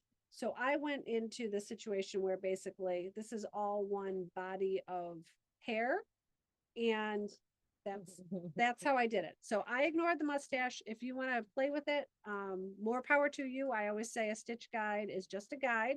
In the end, it's your finished piece. So whatever you choose to do is fantastic. So how we're going to do this twisted lazy daisy. This is a stitch I've done before, but then I honestly always have to look it up. So what you will find, and I have to double check that my facts are right. I think this says go to the Wolfos guide and navigate to resources tutorial. I think we have to give you a password. I think it's password protected right now. Can you pop on your phone? Rebecca may have undone it already. Sure. At your phone? Yep. Will you just go to resources on there and see if you can see it? It was available. It is available now? Okay, good. This morning it was not. And I thought I'd ask my fabulous marketing gal, Rebecca, who is just a gem, to fix that for me. And so she did. So thank you. Okay. So I don't ever like these gray outlines on beards. You will see this quite a bit in needlepoint where there's gray outlines drawn in on white areas. For the most part, in my opinion, it is done to show the shape of the object, but it's really not intended to be stitched that way. In this case, like I said, I tried to do like PAX outline stitch and stem stitch here with these bullions, and it just nothing worked out right. So I just ignored all of these gray lines. What you are going to do in this case, and you know what? I'm gonna borrow from you. Do you have some of that green Bella Lusso handy? Yeah. I'm gonna show you guys how to do this with green Bella Lusso in the margins. Because I think to Liz's point earlier, you're gonna be able to see it better. The TV / Zoom. Perfect. Is that okay? So normally what you would be doing, and you're welcome to give it a try, because as you start to formulate these stitches, if you don't like what's happening, if you pull hard enough, the whole thing goes away. So if you want to try with, I did 2 strands of the 001 or 000, excuse me, Yep, here. and I one- actually sold them for you. 1 strand of 842. So Hold the pretty ones Two- that aren't used yet. 2 strands, 1 strand, all in the same needle. And this kind of gray, barely there over dye will give you a little bit of dimension and texture. Just like, you know, if you look at my hair too carefully, you'll see a little bit of gray down there. That's what we're doing to Santa's beard. So I need to put on those glasses that They're Liz right in left front of me. you. Yes, I am. I'm gonna put on Liz's glasses and we're gonna see how this works. Okay, so Twisted Lazy Daisy is called Twisted Lazy Daisy, kind of like wrapped back stitch, because it's a kind of a combination of all of those things. So you are gonna knot your wool, sorry, there we go. And put in a way knot. So if I were doing this in the beard, I'd probably put my knot up here and I would start at the very tip of the beard and work my way up. I kind of made lines along this edge. And then I think I made a line along this edge. And then I kind of let the lines kind of blend into each other. And we did include, I think, a very nice up close picture in the stitch guide. So you can kind of see how this is all one line. That's all one line. And then these just kind of end up filling in the space and working together. So, twisted lazy daisy. You are going to put in a waist knot. So again, if I were starting the bottom, I'd put my waist knot up here and or maybe up here because I'm starting at the tip. So you've got plenty of room to cover it. So now I'm gonna get into the screen. So you're gonna go up in a hole. And in this case, it would be the very tip of the beard. But you could also start kind of like midway through the edge of the beard. But this is a case where I never make, if I'm having Kathy over for dinner at a dinner party, I will not have tried my recipe. This is one of the cases where I would actually try it. So you're going to go up and down in the same hole. Then I drop this needle, drop the needle underneath. I kind of switch hands to my dominant hand. In my case, I'm right-handed. I'm going to slide this up a little bit so you guys can see what I'm doing. And you just twist, twist, twist, twist, twist. And you don't even really need to be holding the thread below. I am holding it. I'm not really sure I need to be. And you can see as you twist that it's going to start doubling up on itself. And this is a little bit of trial and error for how much twist you want. You're still in. And so when I think I have enough twist, which now I've just decided I do, and again, I can't really tell you why. Again, this is a stitch I hadn't done before until I tried it on this canvas. So it is not hard to learn. I did the whole beard at the Needlepoint is School retreat on a Friday night with my good friend Lisa hanging out next to me. Lisa that's not here, Lisa Collins. So now that this is twisted, you are going to pull from the bottom. Oops, I shouldn't have let go. Sorry. Oops, oops, oops. Got to get my finger back in here, folks. Hold on one second. I let go too soon. I'm having a stage fright, I guess. You pull from the bottom and see how it creates that little kind of bullion-ish knot. And you're holding on to this end because you're going to come back up, put your needle in where you want this guy to end, which that's too far because I let go too soon. This one's going to be a bad one. So we're going to just go with it. So you're going to pull and see, I put that too far away, but you could still scooch these little guys around and still use it. If you were like, oh, that's bad, why did I do that? You can simply unthread your needle, pull this out, pull this down, and the whole thing yanks away. So once you get going on this, like I honestly would say practice this in your margin a few times. Then when you're really ready to do your beard, I would sit down and try to like knock the whole thing out, because once you get that muscle memory going and that rhythm, it just flows like nobody's business. So I haven't done one of these in a little bit. So we're going to try again. So up and down in the same hole. Thank you. Switch hands. Twist, twist, twist, twist, twist. Those fingers are crazy. I love it. I haven't done these at all yet, so I can't wait. And then see, I didn't twist enough because it wasn't gathering on Your itself. I also only gave you 2. I'm sorry. You're using 3. That's also part So of make them part of itty the- bitty. Yeah, Bad. I just said, here's I know. Well, I think there's- it's Picture, thick. it looks like they're like goes over 4 or 5 canvas threads. Is that, I think that is accurate, Kathy. That's a good question. And to Liz's point, I Yeah, I did should've this given you with 3. I'm sorry. yeah, probably about 4 canvas threads. okay, I'm doing this with less in my needle, so they're going to be smaller in this case. We're probably only going to do them over like 3. okay. But back up we go, up and down in the same hole. As opposed to the chain stitch that we did on the tree, we went over just a couple. Yeah, and you know, what, I might even try to twist with my non-dominant hand. And see, you can see that it's kind of, I got scared for a minute. I did too, but I'm afraid of that little That I'm battery. pulling this. See how it's gathering up on itself? You're gonna come up, put your needle through that loop you're holding on to, which is now why it's a lazy daisy, because Oh my God. look at that. And where I learned it that said to go down the same hole, that makes me nervous. I did it in an adjacent hole. Yeah, to like tack it. I Yes. think I would feel better about that too. And Yeah, but a lazy daisy. you can Yeah. fluff, you do. can shift these little coils around, you know, each other if you need to. And then what you're gonna do for the next one, the same thing, but because you're trying to create that curve. That looks familiar. It like is something used to that be we used here. to own. Sorry, we have, there's a story behind this. Sorry, we will update you on what's happening. So up and down in the same hole, twist, twist, twist, twist, twist, twist, twist, twist, twist, twist. And This is my life.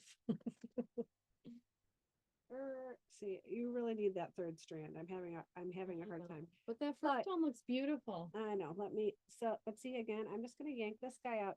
Part of the problem too is that once the strands have been, twisted, They they become too good of friends, so you need to kind of split them up. Just like you would if you were, just like laying Liz and stitches. Kelly during a work day. Yeah, sometimes I do need to split them up, this is true. I think we're So, productive as always. So are these like right next to each other or yeah, one or so two? this one, I'm putting, probably starting like 2 or 3 away, because after I get this one, hopefully this will cooperate with me. In and out the same hole.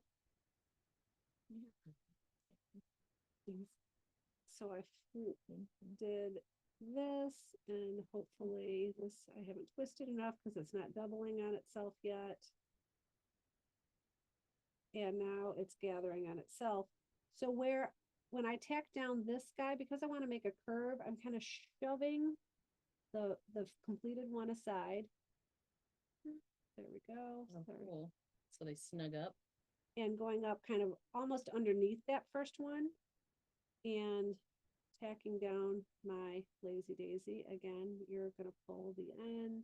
See, it looks kind of weird, like it's fluffier there than there, but all I do is shove those little coils around and tack that I guy love down. it.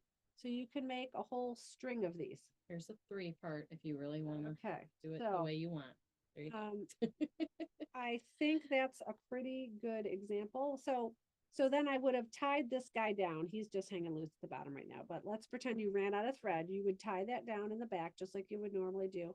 And then you can just start again. It's, you know, it's not like you have to have enough thread to get all the way the full length of the, beard.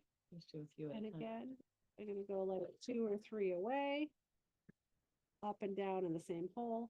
Getting the right amount of twist is really just trial and error. And once you figure it out, like, then you just know.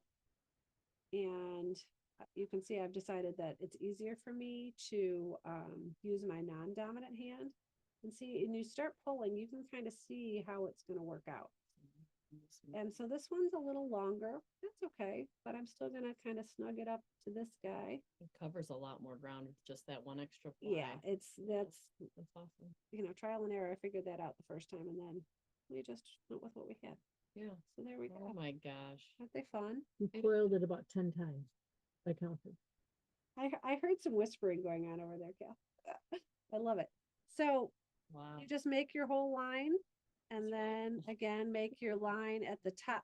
So I would start here, and I'd work my way along this way, and then I'd start here and work your way along that way, and then I just start filling it in lines. Like you can really, if you are more Liz brain than Melissa brain, you really can organically do it. Like you can kind of stack them on each other. Like you want to snug up next to each other, but they don't have to be So where I was, Perfect. yeah, I guess. let me show you what I hear what Well, this then is it's the same- saying. Same spot. Where whoops, Ooh. I just twisted us. Just Sorry, kidding. everybody. Sorry, guys. If there's a little cord going on here that we added and it Sorry, confused friend. me. So I did this whole thing and the problem, and then I think I did start like doing Yeah, this. 'cause And it then looks as like- I got up, I was like, oh, but now this line doesn't mirror this line. Right? So it was easier for me kind of like mitering corners, how to make all of it come together. You just want, So I just think I like the way it turned out. And it looks like there was some free oh, daisy making. definitely, And I most like that. definitely, yeah. Because it's hair. So it was fun. I did notice, you can see right here, I noticed this the other day. I'm like, oh, there's a little hole there. So I'm just gonna go back in probably before I even put this away today and I'm gonna squeak in one more that'll go from there to there to cover that empty space. So it's very forgiving. Once you figure out the right amount of twist for your attention, it's really goes really fast. And I know, I don't know if Joan is here. Joan was at the Needlepoint is Cool retreat. And she saw me stitching this beard, and then I know that's the whole reason she signed up for this class. So the beard alone, I think, was very cool. It is a technique I learned from Laura Taylor, who of course is brilliant. And yeah, Amazing. so how about that? Love it. So I Does got it matter which direction you twist? not at all, not at all. No? And I don't know if it even matters if on one lazy daisy you twisted one direction and a different one you twisted a different direction. I think as long, like, I mean, this is not a news flash. I think that was Carolyn's voice I heard. Not a news flash. You can't twist one way halfway through and change your mind because you're untwisting it. But if you twist one clockwise and the other one counterclockwise on the next one, I think it's all going to look the same. But valid question. Anything else? Question wise. I have a question. Yes. I'm sorry, I couldn't hear, but you had said something about you have to change something as you're doing it, and I don't know what that was. I thought it was twisting, but it's not. Because if you keep doing, When I was Change first hands. showing you, had you switch hands, and then I decided that that's how the tutorial that I learned this from told me to how to do it. But then when I started doing it, it was easier for me to not switch hands. So I went up and down in the same hole with my right hand and left that long loop. And then I twisted with my left hand. So for some people, I don't really think I'm ambidextrous. I'm really not very coordinated at all. If you ask anyone who knows me well, if that's difficult for you, you might need to switch hands, but I'm, like I said, fairly uncoordinated and I could switch hands very easily. So, I have a question. yeah. Could you show the coat on the side? It's not showing up real well for me when you're doing it in the red. So could you do the stitch on the side? Stitch on the s- Oh, sure. on the I'll white. here or on the screen. The screen will work. Yep. I'm gonna let Liz take the seat again. We'll play musical chairs here. Sure. Thank There we you. go. No problem. Okay, let me see if I can get it in the right section. Okay, Do you need glasses again? Are you good? might as well. The sad thing is once you put on glasses. I it's know hard that's a to- problem. yeah. Okay, so for the coat stitch, it starts with a like a reverse. I'm gonna start with a reverse 10 stitch over one. And then over two. I've handicapped myself a tad with this cord, but that's okay. Okay. I don't want the camera to turn off. So over two, over one, and this is gonna be a little thicker because we have 3 plies of Bella Lusso going. And then this is my second, what I called the big stitch. And then the third single stitch. And this is the point where I hop over. So I skip a thread and start the next small stitch. There's that one. And this is in the line. This is the way I was working it.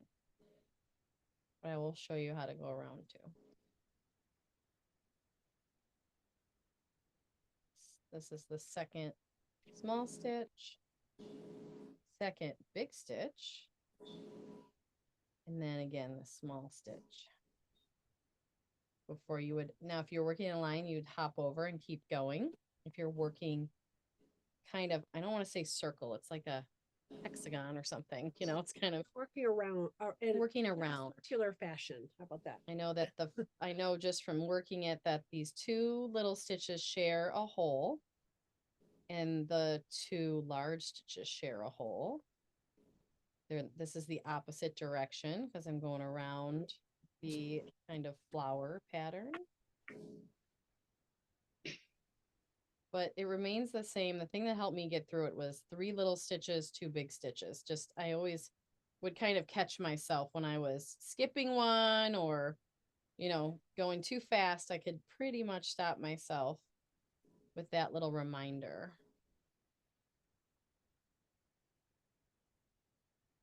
And then this would be there, but I got to figure out where's my diagram for this. Oops, Since right I there. didn't do it around the horn, as I like to call it, because it's a softball term, of course. Voila. One of my favorite softball reps or practice things that I like to do. And this, because I want to do this the other way, and that's not correct.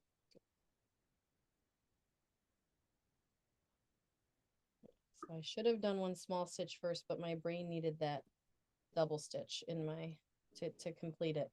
Sometimes I tell this a lot to people I've taught is my brain is going to see a stitch completely different than your brain's going to see a stitch. And as long as we're completing it and it looks the same in the end, it really doesn't matter the sequence most of the time. Many people's pathways are different and yeah. And in certain stitches, it's super important to stitch however it works best for your head, go for it. And I almost always, when Melissa shows me how to do something, I'm like, does it matter if I do it the same way you did it? That's like my first question. And I usually say, Be- nope. She knows who she's dealing with, but it's hard. It's hard. It's like, I might see it completely, but I might not see it the way Melissa did. But on the other hand, when she showed us that chain stitch for the tree, I'd never done it that way. And it was literally like the clouds parting and someone showing me how to do something. It was really, really amazing. Oh, it's too So funny. then I'm completing the medallion, and I think that was a wonderful suggestion to do it on the white because now you can see how that center kind of medallion exists. And that's where you would then do your Smyrna crosses with your sparkle. And it's really nice too. May I ask another question Thank with you. that? Of course. May I ask another question regarding that? Mm-hmm. Now, where would you go from there if you're making hexagons? So where would your next stitch be? You do, Melissa. So I would go around the circle if, oh man, Okay. Boy, lots of So, different directions. if I Yeah. go around the circle, let's say, and I ended here, then I would probably start The next. this here. So I'd go from there to there to there. So it's kind of like whichever So- direction feels right to you, because you initially start with 4 sides, and then every other time you're adding 3 sides. Okay, Mm-hmm. okay. So it's really 3-sided. Yeah, kind of. The way Yeah. when you're getting on a roll, and you Yeah, see the whole pattern for sure. because I made one that looks like a square, Okay. and then I don't know where to go Okay. start my next square, or So my guess is that you Did this. like started here and you went around here and you ended here. yes. And then so now I would probably go to this stitch and go around this guy and I'd end there. Now you've already done this. So then maybe I'd dive under these and start Yeah. over here. So Okay. Liz's way may make more sense to you, but I like the circle method. Yeah. But you are jumping around a little bit, and it's okay to jump around. If you're going to travel though, travel underneath your stitches on the back. Don't leave a big Right. loop. Right. Okay. Thank you. You're welcome. What other questions do people have that we flew through? Think about that for a minute. Just a reminder for anyone who hopped on late, we will, and I'm sorry that the Zoom link was challenging for Safari people this week. It's always every Yeah, week. last time nobody had a problem except for I think Debbie trying to sign on an iPad, Yeah. So Zoom is our friend and our foe, but our next class will be October 15th. We will include that in the email we'll include a picture of the pocket. We will include the link to the full recording of this. And we will include a reminder that the next date is October 15th, and then we'll send out probably the Zoom link close to that, because I feel like it Yeah. just gets lost in. Well, and it people's was because of the whole illness thing. Yes. It got a little messed up. So sorry about that. But as you can see, a lot of this section was stitched by me. So it would have been extremely difficult for Melissa to kind of pick up and teach it to you in 2 seconds. So we really appreciate everyone being so patient and kind. We also had a request to add a picture of the stitch coat and hat Mhm. when we send out that link, so we can do Yep. that too. We can do that. And I believe I had a couple emails before I left town that asked for that people were kind of working ahead, and it was really not a problem. It was a great suggestion. So happy to send that out with the next Zoom link. Not a problem. Yeah, and we will, you and I Or maybe can I'll add just send those- that out first and then, We can add those pictures to the stitch guide too. yes, we will add them to the, Not that'll matter for these guys, but. yeah, but a okay. picture is always very helpful. So Yes. the one thing I would say, just so everyone knows, next time we're doing a lot of fun stuff, but there will be some embellishments. So if you're someone who is maybe new to beading, we'd be happy to throw in some beading needles. Just let us know, because so many people, we're not going to include them in the kit automatically. So if you're like, hey, I need some beading needles, feel free to shoot us a message about that and we can add that to your kit. Other than that, and we are including beading thread, so I'm Yes. not worried about that. And if there's some people want to do things on a budget, which I completely respect. Mm. Other people are like, I want all the right tools. If you're someone who wants all the right tools and you haven't beaded before, you might want one of our little, what do we call them? Bead and needle It's holders. a bead case. A bead case. Yeah, I mean, I use it. I think mostly they're sticky. $25-ish, Maybe, something like yeah. that. But if you think you might never bead again, not a good investment. If you're like, I've been dying to bead, and so that would be a great thing to have in my repertoire. Let us know that too ahead of time, because that's not something we would send you. As far as being able to effectively do the next class, if you want to leave that poor tree alone, you're probably fine to leave the tree alone in order to effectively do the next class. You absolutely would want to have all of your sky done before the next class. I think you would Yeah. also want to have this top part of this snow done Mhm. before the next class. For sure. But if you want to not finish Santa, you'd probably be fine. If you wanted to not finish the tree, you'd be fine. I know there's some overachievers that will have everything done and make Liz and I look like total slackers. But I had an epiphany yesterday, here's the bead case. So this side is sticky to pour your beads on, so you can scoop them up, and then that side you would store your needles on. And Kelly showed me you take your needle minder and clip it to your canvas. The needle Yes. minder, Yes. which I never did. So, but I know. there you can put your beads in the top of a pill bottle and scoop them out that way. It's a little harder, but it totally works. So you don't have to spend the money on this, but anyways. Lots of options. So my epiphany yesterday, it was like 5 o'clock on Monday, and I texted Kirsty. I'm like, where do we stand with colored acrylic? Because we have a fabulous local acrylic finisher to us. So I have decided that I'm going to have an acrylic tray made for my Whimsy Santa, and it'll be red acrylic around the edges. Would he do red on the bottom, I think, too? You can do red on any, yeah. So It's up red to on you. the bottom, but then obviously clear acrylic on the top. Yeah, So you can do- he has fabulous colors that we're just kind of diving into with him. So my point in that was maybe I'll even be super motivated to finish mine, because I'm really excited to have a colored acrylic tree. So, I hope he has lime green acrylic. oh, he may. I don't know.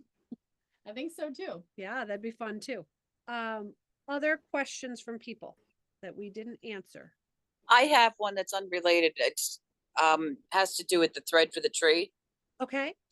So on other palettes, they've identified the colors. There's actually 2 browns in that color palette that I'd like to get and not have to buy all the other ones. Have they identified the colors in that palette? That is a good question. I think that's Carolyn talking, right? Yes. I love that I recognize your voice. I'm not sure of that, but if you, Will she send us a picture? yeah, send us a picture of, hopefully they're still attached to your palette in the order they came in. If you want to send us a picture on Instagram. It's actually number 2 and number 5 going from the left. So in my case, hopefully it matches yours. The 2 dark browns, yeah, Two and five. the the second two one on the dark- left, and then the Okay. one all the way to the right, number 5. Okay, let me look at mine. So, but see, these are, I thought it was different than yours. Show it to her. so the two darkest ones of mine, Carolyn, are these two? Is that what you're? All right, Okay. well then go for 2, 4, and 5. 2, 4, Okay, and 5. 2, 4, 5. Okay. That would be great. These are existing colors. Some are colors she specially did. I'm not sure offhand, but we will get to the bottom of that. And you would like one of each if we can get those 2, 4, and 5. You know what? I'm not sure about the numbers of each. Well, let's figure out what it is, and we will. Yeah, hand- figure out what it is, and then I'll go because actually they look very like they look different on yours than they do on mine. Quite honestly. Different order than mine. They are, yeah. Kathy's are in it. Let me see Kathy. So we ordered this Yeah, twice. this is what she has. These were what we originally had. This is what most of you got. Here's what Kathy, who That's what I'm talking about. Yes, that must be what I have. So it's 2 and 5 on that card. Okay, perfect. Good thing. That's why they're both. That's saved why the they're day. both dark. Good. Okay, we will do some Okay. research and be in touch. Thank you. Yeah. Uh, Anything else? I have an interpretation question. Okay. The green in the background, what is that? Those 3 green stripes behind the You head? know, it's funny that you asked that because we toyed with that for quite a while and we finally decided they're trees. Okay, They're either one evergreen tree or they're 3 layered trees and they end behind his hat. I see. Okay. But that took us a while to figure out too, Yeah. Jen. So I'm like, very yeah, good. I'm like, it's not a bag. It's Yeah. And then for a while I was interpreting the star hanger as like part of the branch that came up and was blocked, but now I just think it's a hanger on the Well, star that he's that holding. too. So that was a debate here as well. So Kelly thinks that this is one branch, goes behind here, Yep, it comes up here, and that's that. But I could see how you could see it as a hanger. But I'm very literal, in case you guys haven't figured that out about me. That one doesn't have a hanger, and that one doesn't have a hanger. So I went with Kelly's theory that it was a swoop. Okay, that means I have to get my brown silk back out. You don't have to. You could make it your hanger. Just because I look at it that way, it's your piece in the end. So whatever makes you happy is what matters. Okay, and the difference between, I know there's a lot of likenesses between the two, but the boo boo versus the bunka. There's a big difference. I think. The bunga brush has wire bristles, and honestly, to me, is a little scary.